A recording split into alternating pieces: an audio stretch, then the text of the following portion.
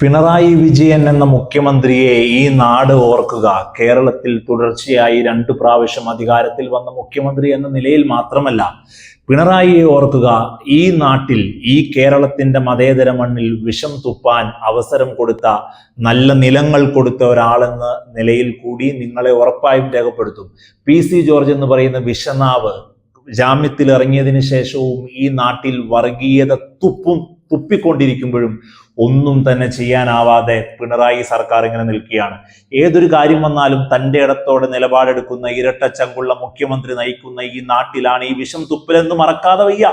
കാരണം നിങ്ങൾ ആലോചിച്ച് നോക്കൂ, 400 പെൺകുട്ടികളെ മീനച്ചിൽ താലൂക്കിൽ നിന്ന് കൊണ്ടുപോയിട്ടുണ്ട് എന്ന് പറയുന്ന പ്രസംഗത്തിന് കീഴിൽ ആയിരക്കണക്കിന് ആളുകൾ ചോദിക്കുന്നു, 5 പേരെ കാണിച്ചു തരൂ, ഒരാളെ കാണിച്ചു തരൂ എന്ന്.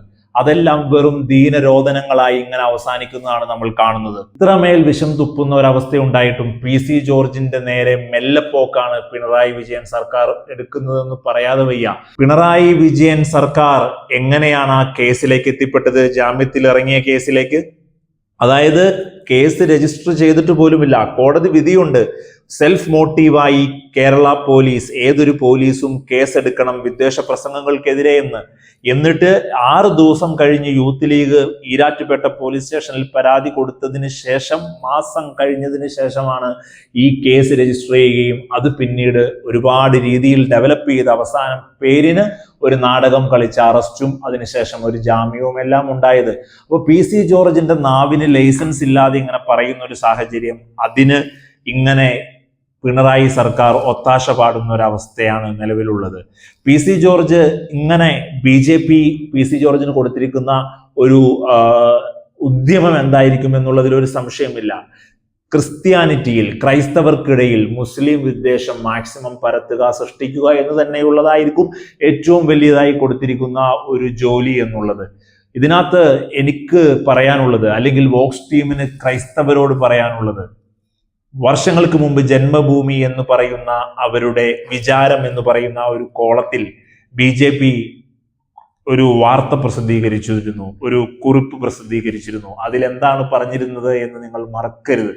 എന്താണ് പറഞ്ഞിരുന്നത്? മുസ്ലിമും ക്രിസ്ത്യൻസുമാണ് ഇവിടുത്തെ വല്യേട്ടന്മാർ, ഹിന്ദുക്കളെ ഒതുക്കലാണ് ഈ വല്യേട്ടന്മാരുടെ ഏറ്റവും വലിയ ഉദ്ദേശം എന്നുള്ളത്. PC ജോർജിനെതിരെ പോലും പറഞ്ഞത് എന്താണ്? PC ജോർജിന്റെ വീട്ടിലെ പോലും അത്തരത്തിലുള്ള അവസ്ഥകൾ നടക്കുന്നുണ്ട്, ഹിന്ദുക്കളെ കേന്ദ്രീകരിച്ചിട്ടുള്ളതെന്നല്ല. നമുക്കറിയാം എന്താണ് PC ജോർജിന്റെ വീട്ടിലെ അവസ്ഥ എന്നുള്ളതും. ഭീമമായ കാശാണ് ക്രൈസ്തവരിലേക്ക് ഹിന്ദുക്കളെ ഹൈജാക്ക് ചെയ്യാൻ, അല്ലെങ്കിൽ ഹിന്ദുക്കളെ കൺവേർട്ട് ചെയ്യിക്കാൻ വേണ്ടിയിട്ട് വരുന്നത് എന്ന് ജന്മഭൂമി പറഞ്ഞു വെച്ചതിൽ എല്ലാം എന്താണ് അവരുടെ അജണ്ട എന്ന് വ്യക്തമാണ്. ഇവിടെ ക്രൈസ്തവ ഹിന്ദു മുസ്ലിം വിരുദ്ധത ഉണ്ടാക്കി, ഇവിടെ വർഗീയ വിഷം തുപ്പി, ഇവിടെ ഡിവൈഡ് ദ റൂൾ എന്ന് പറയുന്ന ആ ഒരു രീതി കൊണ്ടുവരാനാണ് ഈ BJP ശ്രമിക്കുന്നത് എന്നൊരു സംശയമില്ല. കേരളത്തിന്റെ മതേതര മണ്ണ് PC ജോർജിനെ തിരിച്ചറിയണം. PC ജോർജ് പറയുന്നതിനെ പുല്ലുവില കൊടുക്കണം. PC ജോർജിനെ എത്രയും പെട്ടെന്ന് സർക്കാർ ഇടപെട്ട് ആ വിഷനാവിന് ഒരു കയറിടാൻ ഉള്ള പ്രതിബദ്ധത മതേതര മണ്ണിന്റെ മതേതരത്വം ഉയർത്തിപ്പിടിക്കുന്ന സർക്കാർ എന്നുള്ള നിലയിൽ കേരള സർക്കാർ കാണിച്ചേ പറ്റൂ.